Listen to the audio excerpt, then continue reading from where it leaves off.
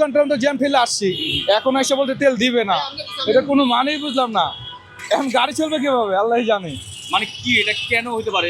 এটা তো ভাই এটা সঠিকভাবে আমরা জানি না, এরকম পাম্প হলে বলতে পারবো, সরকার বলতে পারবো। এটা আমরা তেল কেন দিচ্ছে না সেটা একমাত্র পাম্প হলে বলতে পারবো, সরকার বলতে পারবো কেন তেল দিচ্ছে না। আমি আসছি পল্টন থেকে, আমি অলরেডি আপনার তেজগাঁও হয়ে এই পর্যন্ত 7 থেকে 8টা পাম্প, মৎস্যভবন পাম্পে কোনো পাম্পে তেল নাই, ফকিরাপুর তেল নাই, রাজার পাম্পে তেল নাই, এদিক দিয়ে ঘুরে এখন আসছে। আমি প্রায় 3টার সময় রান্না দিয়েছি, এখন পর্যন্ত তেল পাই নাই, এখন আমার তেল শেষ। মানে একবার কখন আসছিলেন, কয় ঘন্টা আগে? একবার ছিলাম সকালে। এটা আমার কাছে যতদূর মনে হয় এক্সট্রা ভাবে কিছু রিজার্ভ করে রাখছে অনেকেই, অনেক তেল।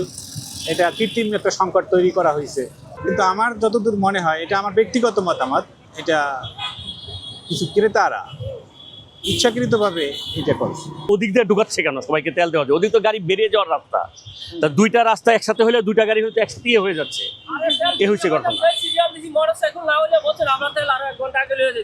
এইটা কি কৃত্রিম সংকট নাকি বৈরাবিজের সংকট? সেটা ভাই আমরা বলতে পারবো না, আমরা হঠাৎ করে আসছি, এই 2 ঘন্টা যাবত আটকে আছি, এটা আর কিছু বুঝতে পারতেছি না। এটা আটকে রাউন্ডের পর আমরা ঢুকতে পারি না, 3টার ট্রেনে এই পর্যন্ত আমরা অন্য ঢুকতে পারি না। ঠিক আছে, 3টার থেকে 3টার ট্রেনে সিরিয়ালে। মানে এটা কেন, এই সংকটটা কেন? এই সংকটটা কেন ভালো জানে, আল্লাহ ভালো জানে, আমরা তো জানি না। এই দেশের জনগণ তো মনে করেন আগে বস্তাপত্র চাই, এই কারণে সব জিনিসের দাম বাড়ি। আমাকে যেটুক দরকার হেডুক যদি নেই, হেলে এই দেশে হাহাকার বাজে না। আমার লাগে 1 লিটার, আমি যদি 5 লিটার কিনি দেশে তো এমনি সংকট হইব। যদি 5 লিটার না কিনি, যদি আমি 1 লিটারে কিনতাম, তখন দেশে আর সংকট হইতো না। এই গেটটা লাগায় থাকার কারণটা কি? বন্ধ ইফতার আগে 20 মিনিট আগে। মানে এটা কি সব সময় থাকে? সবসময় না, রোজার ভিতরে।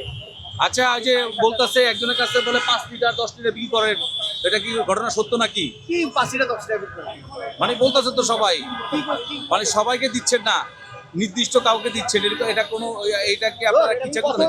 ইফতারি পরে দিবেন নাকি?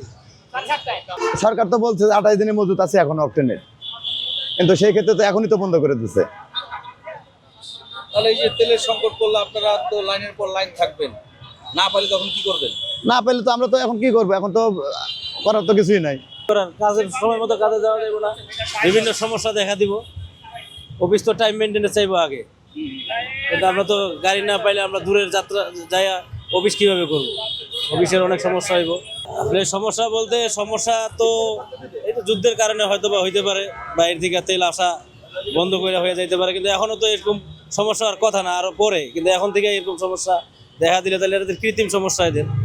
ওরকম হইলে তো আরো এটা হওয়ার 1-2 মাস পরে এই দুর্যোগটা আসার কথা, কিন্তু সাথে সাথেই কেবল 6 দিন 7 দিন হয় না যুদ্ধের, এর মধ্যেই যদি কৃত্রিম সংকট দেখা দেয়, তাহলে এদের এটা সিন্ডিকেট, এটা আর কিছুই করার নেই। আগের তুলনায় সিরিয়াল আজকে অনেক বেশি, গাড়ি চাপ খুব। এই সিরিয়ালটা থাকার কারণটা কি? এটা গুজব ফেলেছে দাম বাড়বে, এই জন্য সবাই তেল ভরে নিচ্ছে আর কি। আচ্ছা, কেউ কি বেশি বেশি দিলে কি দিচ্ছেন আপনারা? না, যেটুকু আপনার পরিমাণ মতো দেওয়া হচ্ছে, মানে পরিমাণ কত করটুক, লিমিট করটুক, লিমিট যেটুকু আছে তাকে তোকে দেওয়া হচ্ছে। ট্যাঙ্কি ফুল করে নিচ্ছে অনেকে, যারা কম নিচ্ছে না ট্যাঙ্কি ফুল করে নিচ্ছে, আগে দেয়। নামাজ করে আইছি, তোমার নামাজ করে আইছি সিরিয়ালে দাঁড়ায় কেন? তেলের আচ্ছা, তেলের এই সংকটটা কেন? ওই যে বাইরে যুদ্ধ লাগছে, এই জন্য তোমার নামাজ করে আইছে।